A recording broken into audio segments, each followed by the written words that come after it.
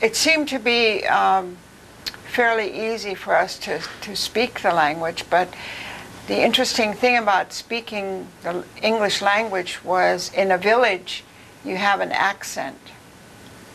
And if you visit a village, you can hear that accent today.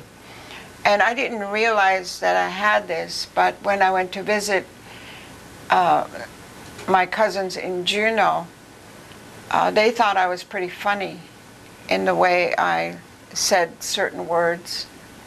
And I was embarrassed because they laughed at me because of the way I talked. And I couldn't hear it.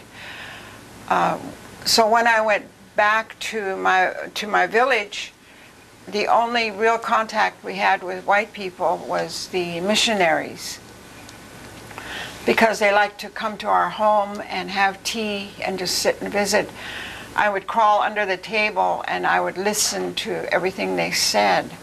And that's when I began to hear how I mispronounced certain words. So I taught myself how to change the way I spoke. And it took me a whole year, but I did it. And I was pretty anxious to speak to my city cousins when that next fall. And when we went back to Juneau, we were playing and they started looking at me really strange. And then they all got up and they said, "We're not going to play with you anymore because you talk too fancy." And I was really dumbfounded. I didn't know exactly what that meant. And so they left and they didn't tell me what was wrong. And what I didn't know was, and I found out later, was there were two types of white people, the Canadian and the American.